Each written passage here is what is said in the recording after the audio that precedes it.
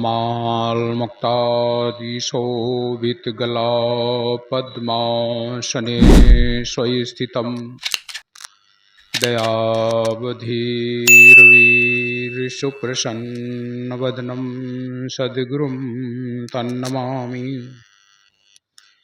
द्वये पदं द्वये भुजं प्रसन्नवदनं द्वये नेत्रं दयालं शैलीकण्ठभालयोर्द्तिलकं श्वेताम्बरीमेखला चक्राङ्कितशिरटोपरत्नलसितं तेजोमयी विग्रहं वन्दे सद्गुरु योगदण्डसहित कबीरकरुणामयम्।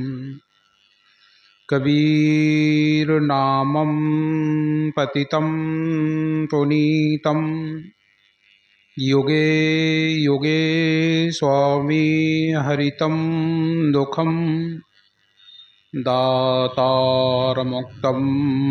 पुरुषं पुराणं चरणारविन्दं सततं नमामि। अखण्डमण्डलाकारं व्याप्तं येन चराचरं तत्पदं दर्शितं येन तस्मै श्रीगुरुवे नमः। गुरुर्ब्रह्मा गुरुर्विष्णु गुरुर्देवो महेश्वर गुरु साक्षात् परब्रह्म तस्मै श्री गुरुवे नमः। त्वमेव माता च पिता त्वमेव बन्धुश्च सखा त्वमेव विद्या द्रविणं त्वमेव सर्वं मम देवो देवो। ध्यानमूलं गुरुमूर्ति पूजामूलं गुरुपदं मन्त्रमूलं गुरुवाक्यं मोक्षमूलं गुरुकृपा। प्रथम वंदो सद्गुरुचरण जिन यगम गम लखाया गुरु ज्ञान दीप प्रकाश करि पट खोल दर्श दिखाया। जही कारणे सिद्ध्या पचे सो गुरु कृपा से पाया। अकहे मूरति अमीय सूरत ताहि निजाय समाया। बंदो पुरुष कबीर बंदो खोड़स यंश को बंदो परमात्म धीर बंदो कोतर वंश को। बंदो गुरु सहते जीवाई बंदो सात वंश अधिकाई। बंदो राय वंके जी गुरु भूपा बंदो वंश 27 रूपा। बंदो गुरु चतुर्भुज स्वामी बंदो 16 सुत सहदानी। बंदो गुरु द्रमदास अधिकारे बंदो वंश 42 प्यारे। 4 गुरु और 9 तम वंशा मुक्ति करें सब जग के हंसा। चूड़ामणि है पंथ के राजा जिनके हाथ जीवन कर काजा। वंश 42 दाया कीजे कोटि न कोटि बंदगी लीजे। प्रणमो कोटि बार कर जोरी, जिनकी दया विमल बुद्धि मेरी। बंदो गुरुपद कंजो, जरा मरण दुख नाश भो।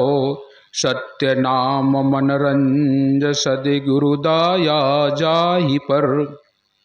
सत्य नाम है सार, बूझो संत विवेक करी। उतरो भव जल पार, सद्गुरु का उपदेश यह। गुरु के चरण बंदन किए, मंगल सब विधि काज। सद्गुरु कबीर महामहिमा, वर्णन करूं राखो सद्गुरु लाज।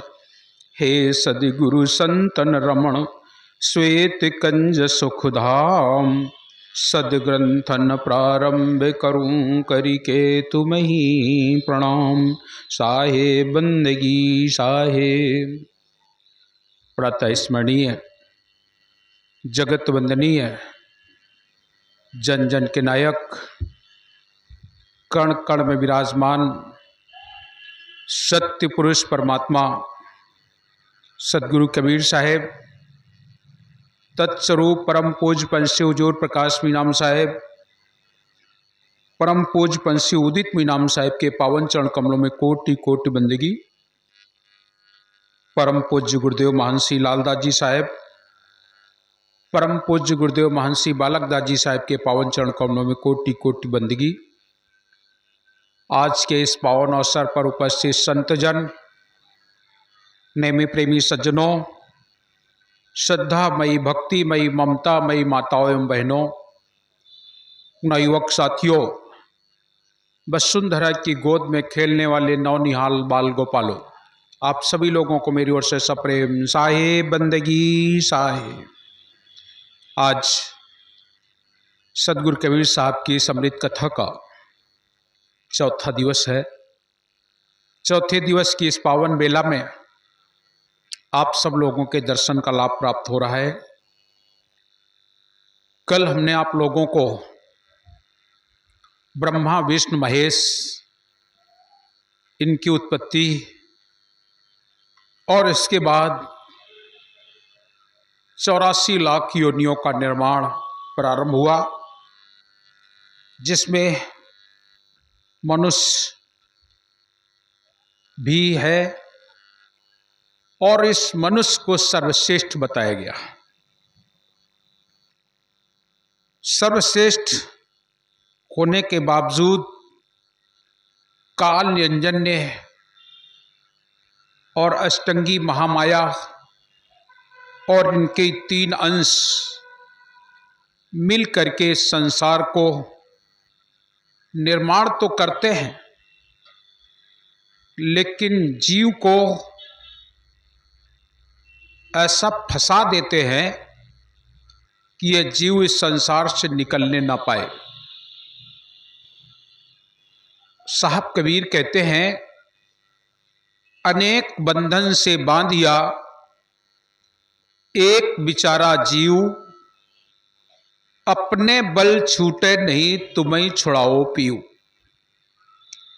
देखिए कौन कौन से बंधन है। सदगुरु कबीर धर्मदास साहब से कह रहे हैं, हे धर्मदास, काल निरंजन जीवों को बड़ा दुख दे रहा है। सबसे पहले तो 4 खानी बनाई, जो ये सत्पुरुष का अंश है, ईश्वर अंश जिसे कहते हैं। इस जीव को 4 खानी, अंडज, पिंडज, उखमज और अस्थावर, 4 खानियां बना दी गई। और 4 खानी से भी बात नहीं बनी तो इनकी अलग अलग वाणी बना दी गई, अलग अलग भाषा दे दिया गया। इतने से भी नहीं बात बनी तो मनुष्य को अनेक जातियों में बांट दिया गया। जबकि आए एक देश से, उतरे एक घाट, हवा लगी संसार की, हो गए 12 बाट। कबीर कुआं तो एक है, पनिहारिन है अनेक, बर्तन सबके न्यारे न्यारे, लेकिन पानी सब में एक है। यहां हम लोग अलग अलग हो गए, और एक ऐसा नहीं कि अलग अलग हो गए हो तो थोड़े भागों में अलग अलग बना दिया गया हो, नहीं, 4 वर्ण बना दिए गए। ये केवल वर्ण हिंदुओं में नहीं है, हिंदुओं में 4 वर्ण हैं, लेकिन मुसलमान भाइयों में भी 4 वर्ण हैं। हिंदुओं में हम लोग कहते हैं ब्राह्मण, क्षत्रिय, वैश्य और शूद्र, लेकिन मुसलमानों में 4 वर्ण हो गए, मुगल, पठान, सैयद और शेख। ये 4 उनके यहां भी वर्ण है। मुसलमानों में भी 4 जातियां हैं, हिंदुओं में भी 4 जातियां हैं, सिखों में भी जातियां हैं। सिख कोई और नहीं, सिख तो हिंदू ही है, लेकिन उनकी भी, सिखों में भी जातियां हैं, ईसाइयों में भी जातियां हैं। ये अलग अलग जातियों से लोगों ने, मतलब इतना इनको बांट दिया गया। और सबसे बड़ी बात हिंदुओं की कि हिंदुओं में ब्राह्मण, क्षत्रिय, वैश्य बना दिए गए। चलो भाई, ब्राह्मण, क्षत्रिय, वैश्य, शूद्र होते तो 4 बने रहते तो ठीक रहता, लेकिन रंजन जी कहते हैं नहीं, ये 4 अगर बने रहेंगे तो ये तो हो सकता है समझ जाए, एक दिन इनका विवेक जाग जाए और ये फिर एक रास्ते पे चल बैठे, तो इसलिए ऐसा नहीं करेंगे। 4 में 64, मतलब कहने का ब्राह्मणों में भी ब्राह्मण, ब्राह्मणों में भी ऐसे ब्राह्मण होते हैं कि एक ब्राह्मण दूसरे ब्राह्मण के घर पानी नहीं पीता है, ऐसा भी ब्राह्मण होता है। आप लोगों ने सुना है कि नहीं? ब्राह्मणों में भी एक ऐसा ब्राह्मण होता है जिसके घर ब्राह्मण पानी नहीं पीते हैं। सोचो, एक ब्राह्मण ब्राह्मण के घर पानी नहीं पीता है। कौन कौन से ब्राह्मण है? आप लोगों ने जिनके नाम जाने होंगे, जानते तो सबको होंगे, दुबे, तिवारी, चौबे, पाठक, मिश्रा, अवस्थी, दीक्षित, पांडे, शुक्ला, वाजपेयी, शर्मा, ये तो सुने होंगे ना। लेकिन इसके अलावा एक कट्टाहा ब्राह्मण होते, वो भी होता है ना ब्राह्मण। जो कट्टाहा ब्राह्मण होता है उसके घर कोई ब्राह्मण पानी नहीं पीता है। अरे ये शमशान में रहने वाला कट्टाहा है। सोचो, मतलब ब्राह्मणों में भी ब्राह्मण है और एक ब्राह्मण दूसरे ब्राह्मण के घर पानी नहीं पीता है। ब्राह्मणों में ही, किसी और की बात छोड़ दो, हर वर्ग में ऐसा कर दिया गया, वो ब्राह्मणों के घर ब्राह्मण पानी नहीं पीते। इतना उलझा दिया गया उनको, इतना नीचा बता दिया गया, इतना छोटा बता दिया गया कि एक ब्राह्मण ब्राह्मण के घर पानी नहीं पीता है, और एक ब्राह्मण दूसरे ब्राह्मण के घर शादी संबंध में भी नहीं हो सकती है। क्यों? अरे हम 20 बिस्वा वाले हैं, तुम तो 16 बिस्वा वाले हो। अब 16 बिस्वा का लड़का और 20 बिस्वा की लड़की कैसे शादी हो जाएगी? कम से कम 20 बिस्वा वाला लड़का हो तो 20 बिस्वा वाली लड़की है तो लड़का भी 20 बिस्वा का होना चाहिए। अब कम ज्यादा में कैसे हो जाएगी? अब बताओ, लड़का अगर 20 बिस्वा का है, लड़की 16 की हो तो चल जाएगा, लेकिन लड़की 20 बिस्वा की है, लड़का 16 बिस्वा, तो कैसे विवाह हो जाएगा? नहीं होगा भाई। इसलिए उनके यहां भी बिस्वा चलते हैं और आपस में विवाद रहता है कि इनके घर विवाह होगा, उनके घर नहीं, उनके घर एक विवाह नहीं। एक बड़ी सुंदर कहानी सुनाऊं आपको, छोटी सी घटना, बिल्कुल निश्चित सच घटना। हमारे यहां एक तिवारी जी थे, वो सुनाया करते थे। एक लड़की थी पढ़ी लिखी, तो उनके विवाह के लिए वो लड़का ढूंढ रहे थे, और जब लड़का ढूंढ रहे थे तो बड़े सुंदर सुंदर बच्चे मिले, अच्छे सर्विस वाले बच्चे मिले, लेकिन वो कुल वाले नहीं मिले, अच्छे कुल के नहीं थे। तो उनके पिताजी ने विवाह नहीं किया। यहां तक कि एक लड़का दरोगा था, यह सच्ची घटना सुना रहा हूं। एक लड़का दरोगा था, पुलिस में सर्विस करता था, अच्छी सर्विस, लेकिन वो कुल से छोटा था। तो कैसे विवाह करते हैं? उनके विवाह नहीं किया। ढूंढते ढूंढते उन्होंने एक ऊंचे कुल का लड़का ढूंढा, लेकिन वो लड़का नितांत गरीब था, नितांत गरीब। पिताजी उनके बड़े खुश, कम से कम चलो हमें लड़का उत्तम कुल के मिल गया, और कुछ होई तो होई। उनने कर दिन बियाह, और जब बियाह होगा तो ब्याह के बाद चौथी हुई गए, चौथी तक तो कोनो बात नहीं।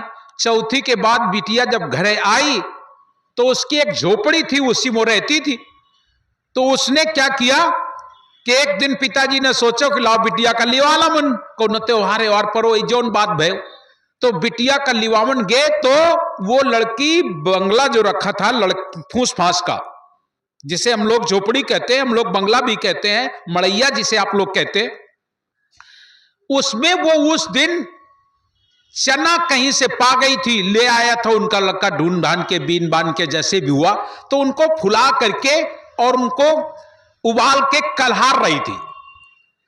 उन उबले हुए जो भीगे हुए चना होते हैं उन्हें कुछ लोग कुल भी कहते हैं, कुछ लोग उन्हें बेलुआ कहते हैं।